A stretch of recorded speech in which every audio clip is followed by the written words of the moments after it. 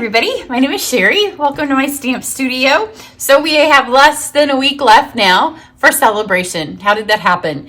And as much as I am always sad when our winter celebration ends, it does mean that it's going to get to almost 60 degrees here today and that spring's on the way, because it used to be that celebration ended in March. So it really meant that spring was on the way, and we were often on vacation because my daughter was, in school. So we were away for spring break. But now we have two celebrations. So when this one ends, wait till the summer and then we'll have a second one. It'll be all new products. But I'm going to do, this is my very last celebration card that I'm going to do. And then you can check back here in a day or two and I will have a compilation video that goes over all of the things, at least all the cards. Sometimes I mail them all away and I'm like, oh darn, I don't have one left to show. But I will show you all of the ones that I've created for this celebration. So if you're still on the fence about trying to pick between one or two, you'll be able to. And before I do today's card, because it's so elegant and it's so pretty and it's so super simple, but I want to remind you about two things. First, this is the time of year, if you've ever thought about trying to do anything with Stampin' Up, you want to do it during celebration because there is a joint special. So whether or not you just want to get a discount, and I have a nice sized group of demonstrators that are part of my Beautiful Images team. So you can do it just for the discount, and I would say the vast majority of them do, and that's just fine. When you're part of my team, you also get all of my online classes for free, the video portion. So not long after I send them off to the customers, then I post them on our group Facebook page. And so you have access to all of the classes that I have done the last couple of years. At one point, Facebook did some kind of hiccup thing where I couldn't log into the page, everybody else could. So I started a new page. So that was about 2 years ago. So about 2 years of classes, retreats, any video that I send that is a class, my VIP videos, my try it classes, all of that on there at absolutely no cost while you are a demonstrator. So it's very, very low minimums. We have a good time. There's a Facebook page, absolutely no pressure whatsoever. But if you do want to try to make some extra money or do a business out of it, it's my business. So obviously I can help you. So right now, the kit's always $99 plus tax, never any shipping. And you pick $125 of whatever you want out of the catalogs. But during celebration, not only do you get $125 worth of stuff when you get your $99, then you can pick two free stamp sets, whichever two you choose out of the January to June mini catalog or out of the annual catalog. So that's the joint special. And then this card that I'm going to use today, I'm using the Calming Camellia. It is free with a $300 purchase. So whether or not you add orders together from your friends or whether or not you place one large order, it has to be in one order. They don't add them up like I do. When you buy from me, I will go back through the month and I'll add your orders up for your free gifts, but they don't do that with Stampin' Up. So one large order and you get this for free. I am going to be doing a giveaway.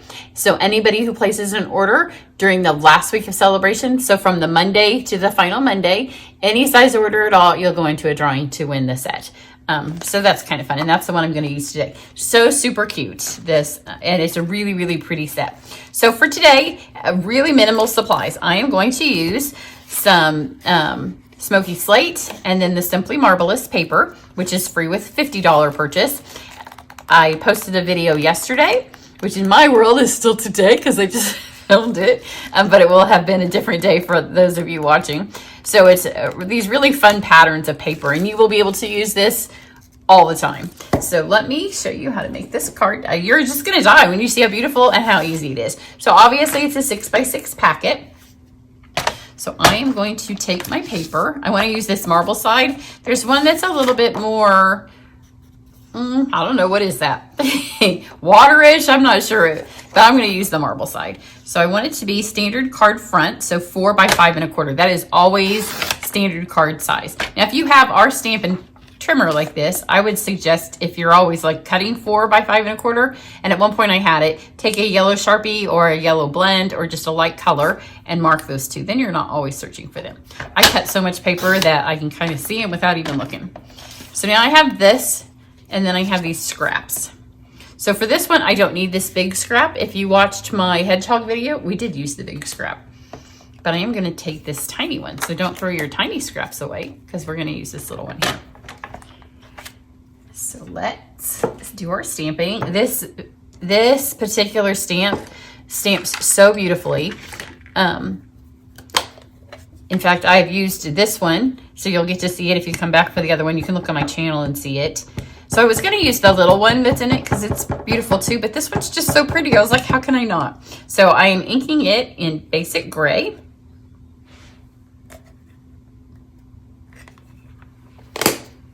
And then I'm just going to stamp it. Now this goes, if you want it to be straight, do it like that.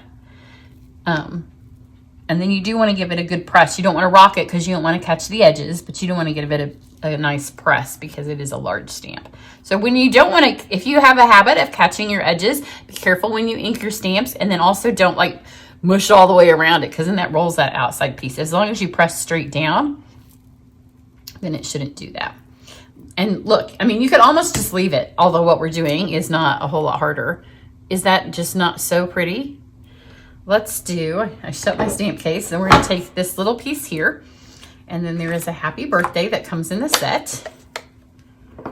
So be careful when you ink, because you'll be able to see if you've got ink all over your edges. That means you're pressing too hard with your ink pad. You just need to get ink on the raised up part. You don't need to get ink on all the rubber or all the photopolymer, and then that will kind of help. And then I'm just going to put this wherever it falls on here, and we'll just go with that. And again, especially on these little ones here, let me show you. Where's a piece of scrap paper? Here's one. So here's a little piece of scrap. So if you put this on and you're like, oh, I want to make sure this is nice and good and roll it all around, then that's what's going to catch all the edges. You just need to press straight down and straight up. So there's a little basic Stampin' tip for you. So now let's color this in. So I'm just going to use our watercolor pencils with no water. So just straight up color. So we have a couple of different sets. They're super inexpensive, and they are one of my favorite ways to color. When I first started stamping almost 30 years ago, I just had a green, a red, and a brown watercolor pencil. I maybe had 2 shades of red. And I just made those work literally forever. Thankfully, in this new day and age of stamping, Stampin' Up! Sells them in color sets, so there's 2 different sets. So I just added some Flirty Flamingo, and then I have 2 different colors of green. And so I'm literally just gonna color. And if you want a lighter color, then just go on the side, and it kind of just brushes that color in there. So easy. So first I'm going to do this darker image. And the reason I'm not going to use a blender pen is because you don't really need it. This stamp has all this really pretty stippling around it. And you can get these to blend so the color blends right in. So get all the leaves with the darker.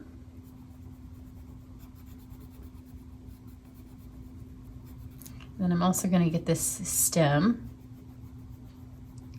with the darker. This is a flower down here, but if you want more green on your card, feel free to color it green because nobody's going to notice. And then I'm just going to go in here with my lighter one, and these places where it doesn't have the stippling, I'm going to blend this. Just gives it another little highlight of green.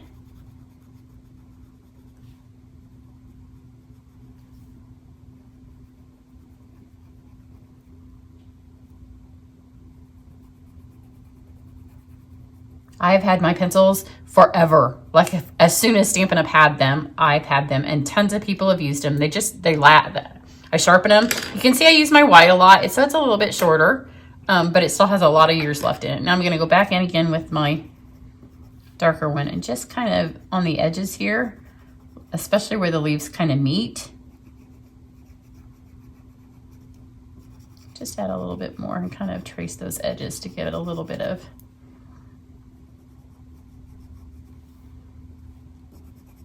darker of a green. And it's not really that you don't need to do 2 coats of it. It just kind of helps me see, especially on the stippling where they are. So now I'm going to take my white. You can see it laying here. And this one, you do often have to press harder with the white to get it to show up, which is one of the reasons my white's shorter than the other ones. But I'm just gonna highlight these white flowers. And it's shocking to me with just this little tiny bit of watercolor pencil, how nice you can get these to pop out. And again, no water, no nothing. It's just simple. Go back to elementary school, color with colored pencils. And who did not like to color with colored pencils when you were a kid? I always wanted the markers or the crayons because even then I realized that they would blend better. But for this particular technique, I want the stippling to all show and I don't want any chance of smearing any of it. So there you go. Super easy. Now, if you want anything to have a little bit darker of a white, you can take our chalk marker, which I didn't do at all on my other one. And you don't want to go over the top of the stippling. That's why I didn't use it. But here, on here, I'll just show you. You can get a little bit darker because it's obviously chalking, so it's stronger than the pencils. But I'm careful not to cover up all the beautiful stippling, because if you do, then it's just going to cover it up. So just kind of, my other card does not have this, so you'll just be able to see that it adds a tiny bit more highlights of white. There we go. Now I've got this little piece here, and then just for a fun little accent, I have, these are our Heart and Home doilies. They're in the January to June mini catalog. I'm going to take the gray. We're going to keep this a really nice, this would make a nice sympathy card too, but we're going to keep it nice and muted. I just need a little bit of them. So I'm just going to cut this part off here. So now we just have a little bit of lace. These are great if you don't have a die cut machine, because you can, look, I already got lace and I didn't do anything. I am going to use a die cut machine on this because, you know, you might as well. And then I have a little piece of our mother of pearl paper, which is new in the January to June mini catalog. On my other card, I've actually used the printed vellum that is also in that catalog. So I'll just show you the difference between the two. I actually have some, my nails looked like this a couple of weeks ago. I should have those on, or have done this card then. So what I'm going to do, I have been re-obsessed with this folder. Now, it's not new. It's been around for a while. It's in the annual catalog. And you can see mine's been used a lot recently. It doesn't matter if they don't shed anymore. It just means they're well loved.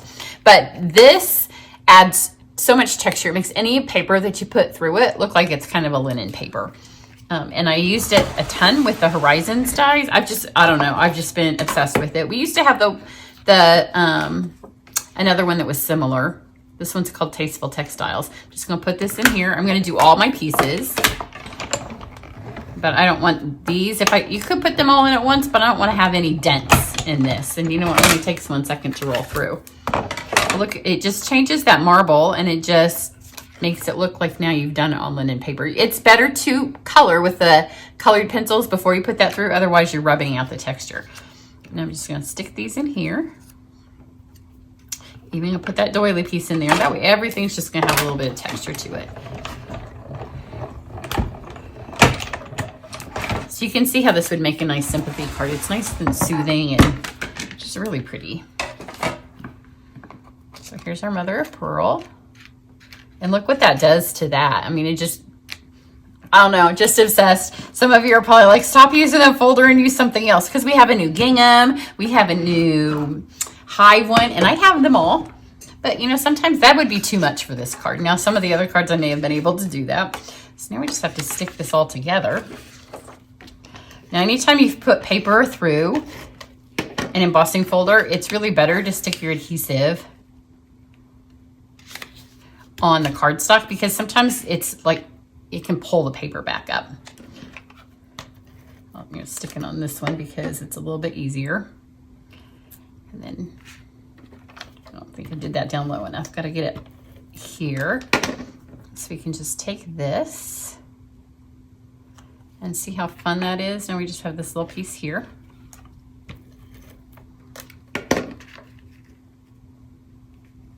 There we go. Let's go this way. And then I have our gray granite ribbon. This is one of my favorite ribbons. In fact, we used it in my card club because it's so pretty, and I think people don't notice that it's in there. And it's in the annual catalog, and it's just a really pretty, if you put it with brown cardstocks, because it's the granite, it has a tinge of brown to it. With the gray, it just looks silver. I'm going to do this one a little bit different than I did my other one, because I stamped on the opposite side, but it doesn't matter. I'm going to tie this one. The other one, I just have attached it with glue. Some of y'all might have thought I was a bow tying wizard if I was going to get a bow out of that. Put this, we'll have it there. And then I'm just going to trim a little bit off of this. And you can just do that with scissors. My other one, I don't remember if I trimmed it or not. Let's just do a little flag to make it look like a banner. And then on my other one, I used our epoxy raindrop, teardrop kind of things. On this one, I'm going to use our hexagons. And I think these were free with purchase last month if you bought off of me on my website. So a lot of you probably have them. And I just wanted to add a little bit of the pink. The other one's got the clear, so it kind of looks like raindrops. This will pull in a little bit of that pink. It's not the exact same. That was flamingo that I used. The one thing about our watercolor pencils is they don't come in all 48 colors. But this pink will be okay. So how simple. I mean, anybody could make this. My husband could make this. Well, you know, sometimes he's getting much better. The more and more online classes that I do, he's getting to be a little bit better with the die cutting. But here's the other one. So you can see on this one, it has the vellum. Like I said, I just wrapped that and glued it. And then those are the clear and silver epoxies. Both are equally pretty. And I added that chalk, and you can kind of see it if you're looking. It's not like it has to have it. You can see over here. It doesn't really make a huge difference. So really, really pretty. So make sure you're on my email list to find out about joining my team if you just want to get all the things for free and discounts, or to find out about how to be entered to win this set. For all of you who purchased from me online from the last Monday to the end of celebration, you'll be entered in that drawing. Everybody have a great one. Bye.